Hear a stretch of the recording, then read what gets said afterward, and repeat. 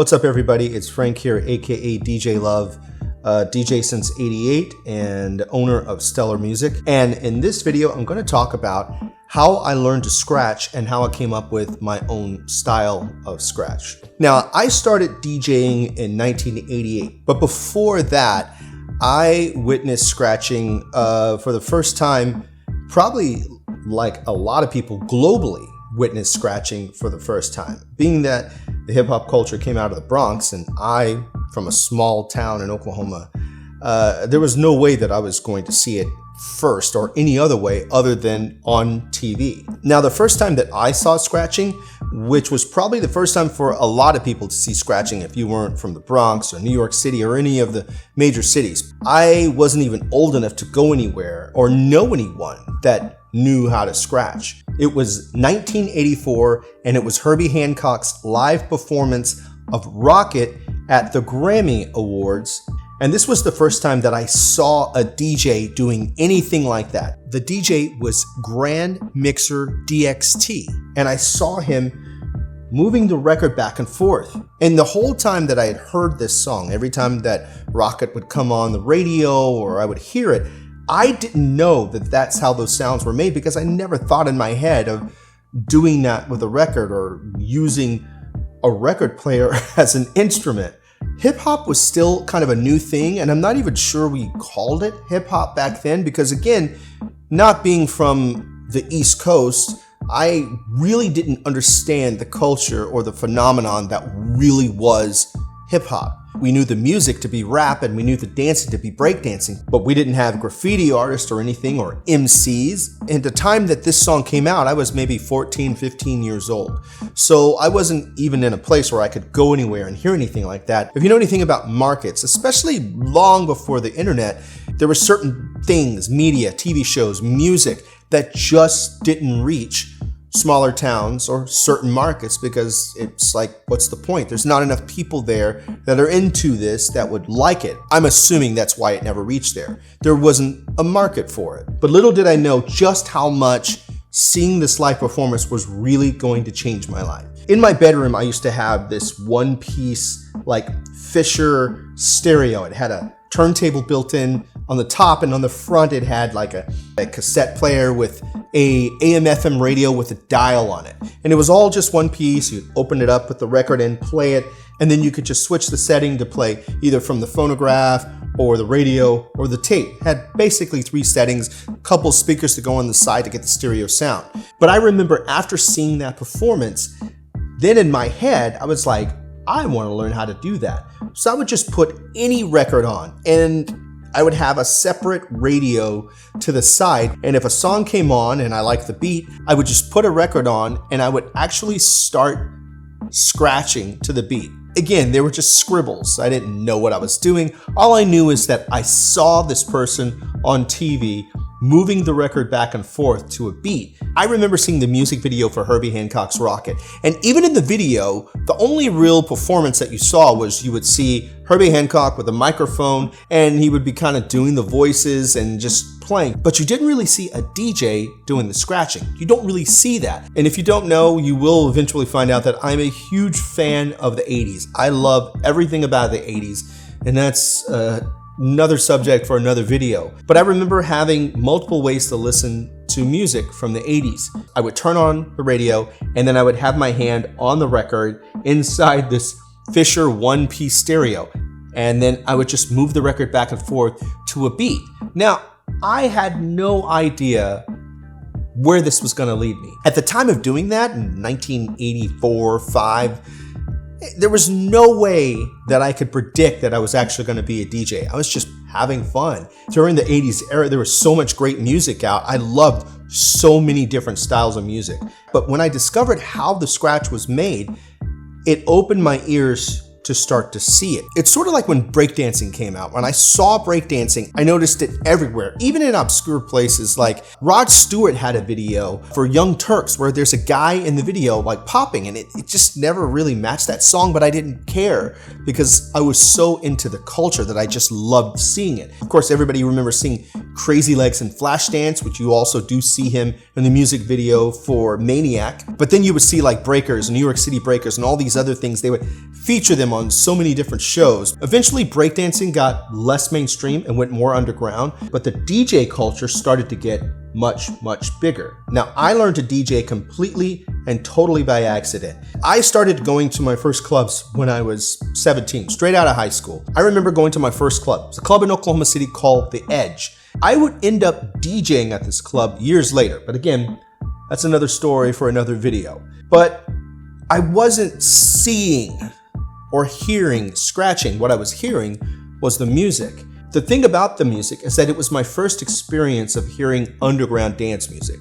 Things like Inner City, West Bam, things I'd never heard before. It led me to a lot of music that became very influential to me. And some of that music was like the mashup breakbeat type stuff from artists such as like Bomb the Bass or Richie Rich or Simon Harris. I absolutely loved that stuff. A lot of these groups were from the UK, and it was clear that they had a lot of influence from New York City hip hop. Songs by Richie Rich like My DJ, Pump It Up Some, or Turn It Up, or Bass, How Low Can You Go by Simon Harris, or my favorite track of all time, Mega Blast Hip Hop on Precinct 13 by Bomb the Bass. These songs were just laced and riddled with hip hop influence, samples, scratching, things that I didn't understand, things that I didn't know where they came from. I just knew that I liked how they sounded. So I started DJing by complete accident because I wanted to make music, but I was so broke, I couldn't buy equipment. But what I could buy was a few records. Here and there, I'd grab this record and I'd grab that record. And, you know, every once in a while, I would find a record that had an acapella on it. Now, at the time, a friend of mine and I decided that we were going to be an electronic group and we were going to do live performances. So we went in on a Kawai R100 drum machine. We decided to go in on it together. I ended up paying it off myself. But from that, I really had no idea what I was doing. I'm a classically trained pianist, violinist. I'm a drummer, a guitarist. So I understood how to make music. And I always wanted to make music. I always wanted to produce. That's what I wanted to do. And for the longest time, I wanted to be a pop music producer. It was when I discovered underground music and hip hop that it changed everything for me. I no longer wanted to make pop music. I wanted to make music for the underground, music for the clubs. And I do not regret that at all. There was one record that I had, was one of the first 12 inches that I ever bought. That record was Information Society, What's on Your Mind. I actually still have the original copy that I bought back in 1988. Now, on that record, there is a acapella, or I think they call it a percapella, but either way, there was enough of this acapella for me to listen to the entire track, count all the measures, then go to the drum machine and then make a beat. And I would make the entire beat. I composed the entire beat based on the acapella with an intro and everything, fills, changes, and everything. I can't exactly remember the drum sounds that I was using. I basically found a built-in kit that I liked the most. So I had this old mixing board, which I ran the drum machine into and a turntable into, and then recorded out of that mixing board into a boombox. I started the drum machine and it had a good 16 measure count in, and then I would start the record right at that time. I had already done the work to match the tempo up, so this was gonna be pretty easy. So I did it. I recorded the acapella over the drum beat, I put it on cassette, and I hopped in my car, which at the time was a 1978 Cutlass Calais, and I drove around listening to the first thing I ever produced. And as I was driving around listening to this, I just felt so accomplished. I just made something. But as I was driving, I was thinking, wait a minute, like I'm here because I'm so in love with dance music, going to all these clubs and listening to this music. It's really changed my life. And at the time, I was attending this teen club. There was a teen club in my town called Club Elite. The age range was 16 to 20.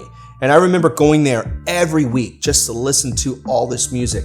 There was a DJ there who I unfortunately cannot remember his name, but I had a pretty good rapport with him. I knew the guys who ran the club, and it was to the point where I was just getting in free. I didn't even have to pay to get in once I got to be good friends with them. They just knew that I was gonna come out there and I was gonna dance.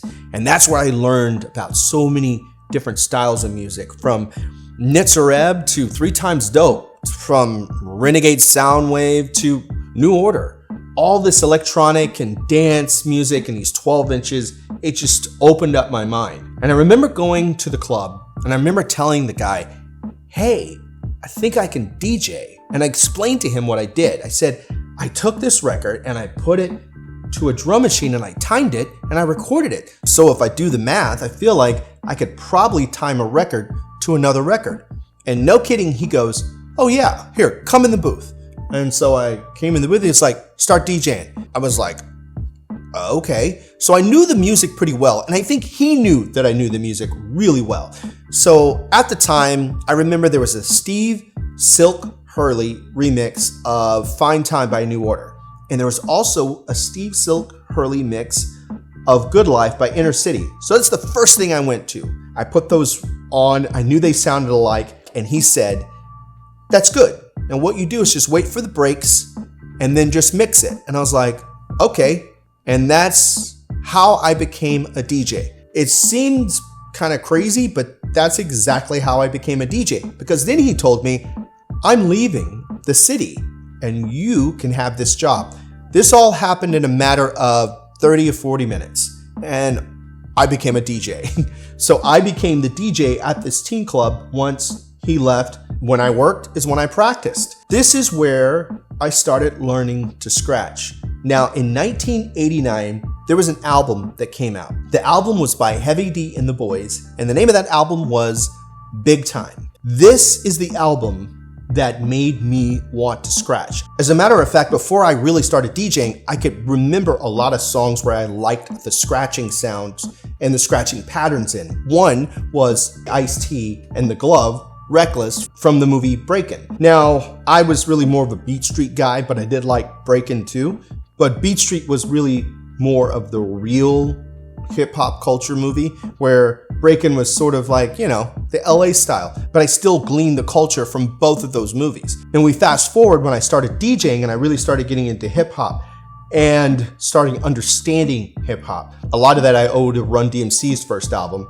But then hip hop started getting more complex when you started getting into the samples, the hooks, the breakbeats. But the album Big Time by Heavy D changed everything for me.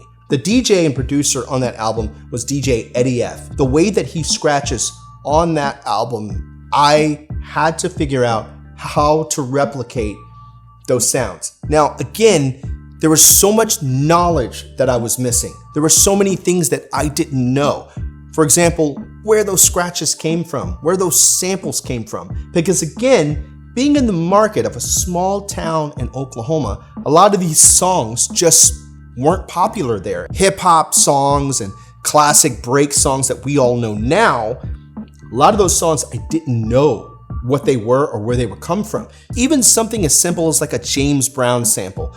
I didn't know that a lot of those scratches were from James Brown. Or another thing I didn't really understand is how they even made breakbeats. But again, I'll talk about that in another video because that's actually kind of a funny story. All I knew is I wanted to replicate how Eddie F scratched on that album. One of my favorite scratches that he does on that album is NIMMC Heavy D from their previous album. But the way he scratches it on Let It Flow, I just couldn't get enough of it. The scratching on Girls They Love Me, the scratching on We Got Our Own Thing. It was absolutely influential. And I needed to figure out how to make those sounds. And I tried, and I failed. Being in the town that I was from, I didn't have DJ friends. I didn't have a DJ crew. There was no one there to show me how to do it. I had to teach myself all on my own. And to make matters worse, one of the first mixers that I ever DJ'd on was a Rane MP24. Now, if you're wondering if this is a scratch mixer, it is not. There's no way to adjust the curve or do like a clean cut. On top of the fader not being able to be adjustable, it also broke. So while I was working at a club, the fader broke, so I had to learn to scratch using the volume. I was determined to learn how to scratch using the volume. So years and years went by, even after they fixed the fader at the club, which they didn't fix it for quite a while. I would still go on for years scratching with the volume fader well into the mid 90s. Now, the crazy thing about that is it actually became my signature.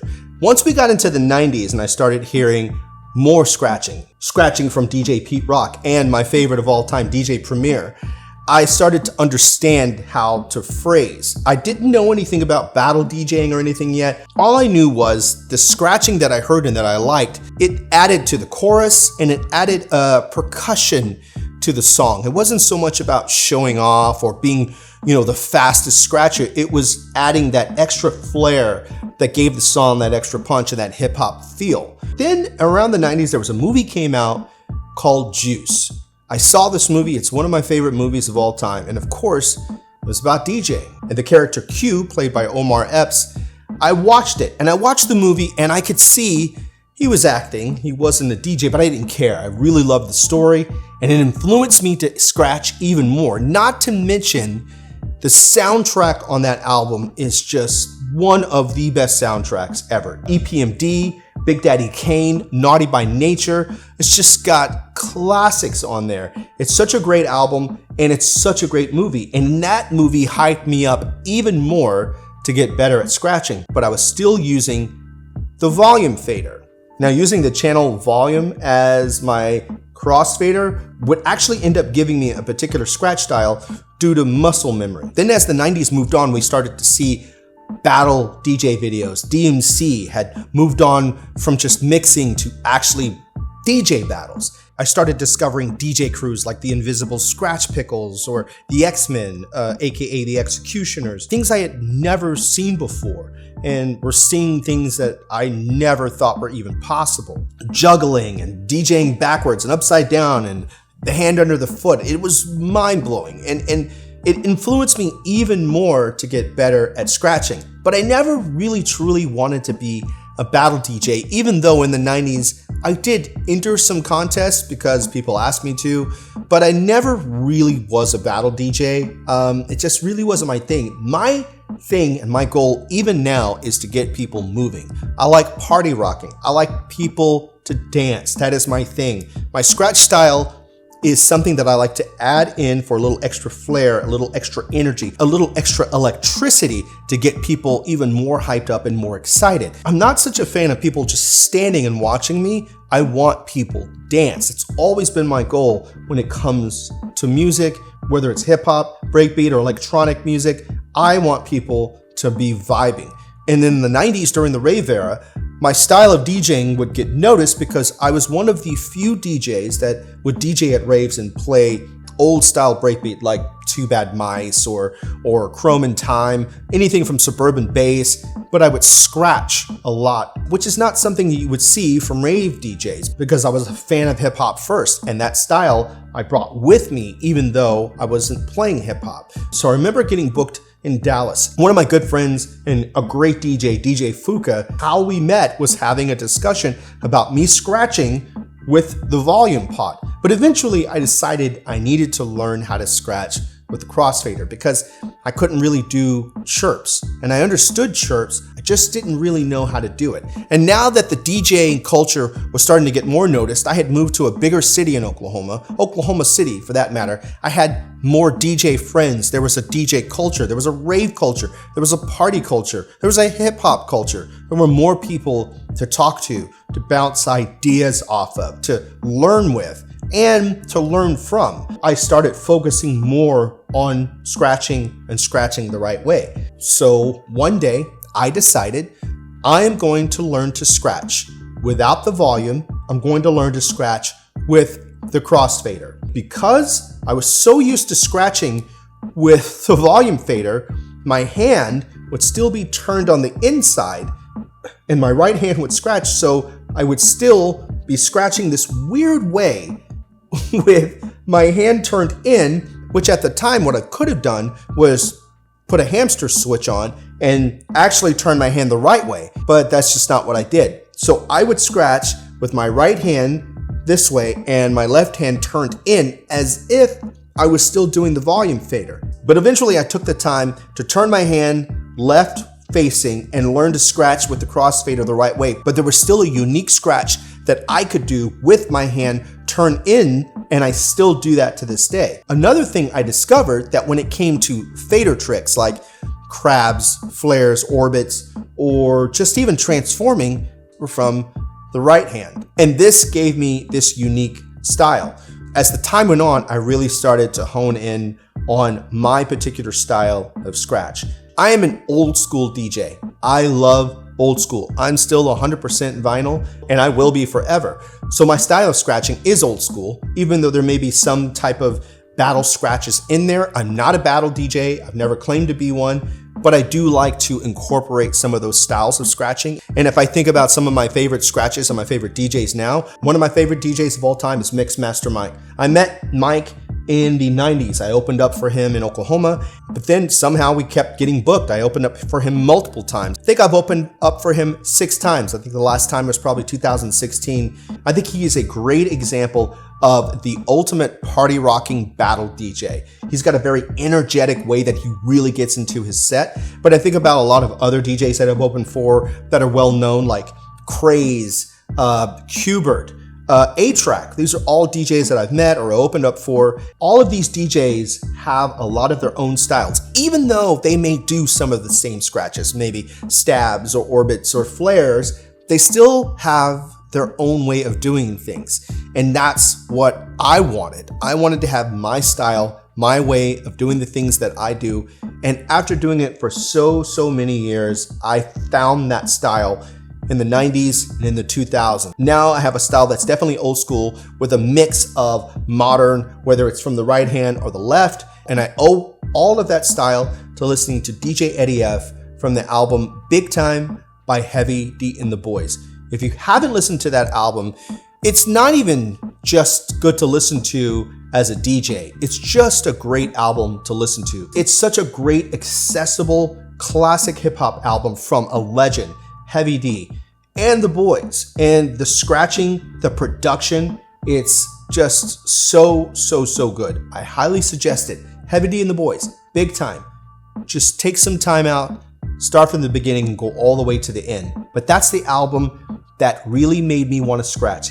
That's the album that made me want to replicate the sounds that I heard. And that's the album that led me to be the scratch DJ that I am now. So I wanted to share that story, and I've been trying to figure out what I want to do with this channel. And I think a lot of what I want to do is share stories like that, experiences like that, not just top 10 lists. There'll be some lists every once in a while where I talk about some of my favorite beats. I do want to break down certain singles, certain tracks, but I really felt compelled to talk about how I learned to scratch when there was nobody around to show me how to do it. You can find me on Twitch live every week. Just follow me at twitch.tv/DJ Love Stellar Music. I go live every weekend, sometimes live here from the studio and sometimes live on location from a venue that I'm booked at. So stop by. It'd be great to see you. All the sets are live, 100% vinyl, and I have a really great community. Thank you so much for watching. I'll be back very soon with a new video. See ya.